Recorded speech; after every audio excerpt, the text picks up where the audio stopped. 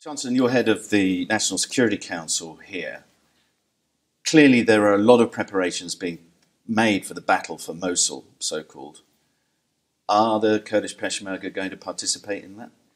Definitely. We have looked at the plan. The plan has been prepared and we've reviewed the plan.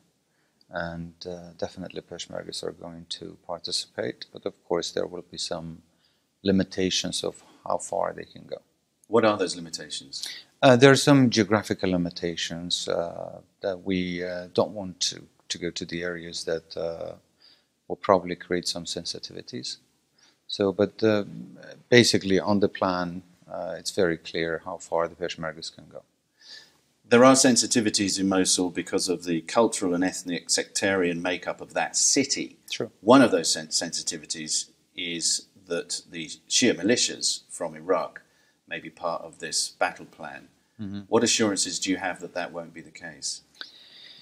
See, you're right. I mean, these sensitivities have to be taken into consideration. The components of Mosul is very mixed. You have very different people of different backgrounds, ethnic groups, religious groups.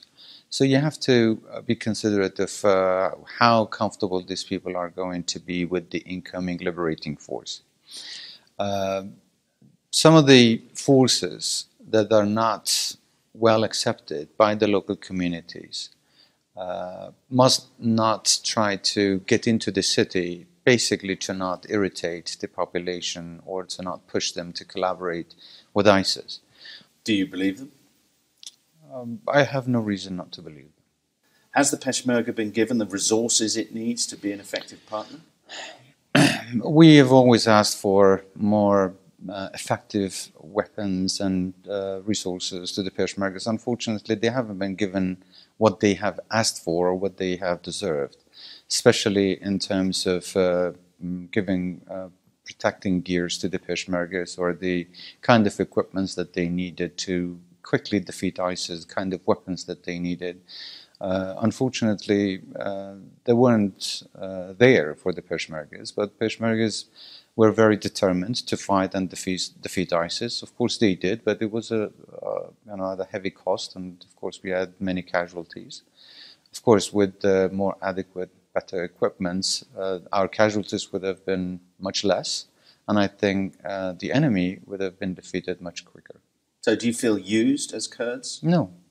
We don't feel used, but we feel as part of this coalition against terrorism that the international community should have had more or felt more responsible to providing what the Peshmergas needed, as the Peshmergas are fighting not only for their own cause but on behalf of the rest of the world. Why do you think they've been so reluctant to help? There are some, like I said, political sensitivities perhaps, but I think these are, they shouldn't have been used as an excuse, because this is a war against terror. And terror is a problem that the whole world is facing. Not helping the Peshmergas to the extent that they needed to be supported for whatever excuse or reasons they might come up with, I think is not fair or not logical to be correct. However, we do understand that perhaps there are some regional players that may not be very happy and satisfied with the kind of weapons that Peshmergas receive, as they think that the strength of Peshmerga is not in their best interest, which again, I would definitely argue that that's not the correct calculation of how things are, because the strength of Peshmerga is here, the strength of Kurdistan definitely is going to help not only Iraq but the entire region. When you say regional players, do you mean predominantly Turkey and to a lesser extent Iran? I don't want to name any country, but basically the regional players are very obvious, in all the countries that are here. And what preparations are you making for what some people have warned could be a humanitarian catastrophe? We have talked to the UN, we've talked to the coalition forces, we have talked to Baghdad, of course, and here in the KRG we've done all we can. So far, you know that we are hosting about 2 million IDPs and refugees from the rest of Iraq and also from Syria. We expect a big inflow of people from Mosul coming in toward here, toward Kurdistan. So their camps have been set up. But of course, we can provide them shelter, we can provide them security, but KRG doesn't have the capability to take care of them and provide all the needs for this large number of people that are coming in. You talk about a short campaign, that would be everybody's preference in Mosul, but the pattern in Fallujah Ramadi is that it could take years. Is that something that you think is conceivable with a city this big? I think it's going to be a difficult war in Mosul. Based on the information that we have, they're preparing to fight very fiercely inside the city. They're digging tunnels. They're preparing themselves to fight. But at the end, during the war, you never know what happens. So they could collapse. You don't know, and that's what we hope. But we have to be prepared for the worst and for a long battle. Doesn't that risk besieging Mosul and hurting the civilian population over a longer period? Well, Mosul has been besieged anyway, besides what ISIS has been trying to provide and do for the people, or let people do for themselves. That's a better phrase. They haven't allowed any assistance or anyone to go and reach this civil population. So in any case, it's a hard time to begin with.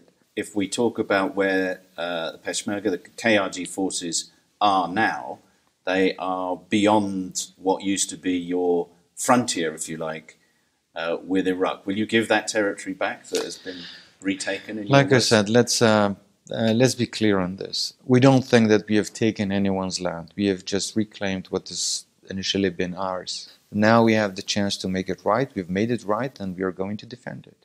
So you're not going to move? Absolutely not. In that context, whether you're looking at Mosul, at Anbar province, at the relationship with Kurdistan, isn't Iraq going to face more civil wars even after the defeat of ISIS? Well, let's be honest. ISIS is just a byproduct. It's just a result of some much bigger problems. The root cause of this problem is political to begin with. If Iraq had worked for the last 100 years, we wouldn't have had all these problems. It didn't work. It has never been peaceful or safe, not for their own people or the neighbors. So the mistakes have been made in the past, and now it's time for the world to realize that there is the time to look for new approaches, for new solutions. If things are not approached that way, then expect problems to continue. Expect terrorist organizations like ISIS to emerge again. Remember, before ISIS there was Al-Qaeda. So after ISIS, there could be something else.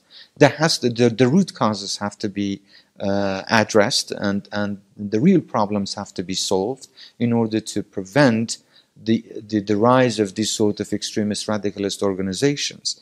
Imagine if political structure worked, there could have been economic prosperity, there could have been social order, there could have been peace among all the people. So there would be security everywhere. So there would be no vacuum for these radicalist terrorist organizations to come and grow.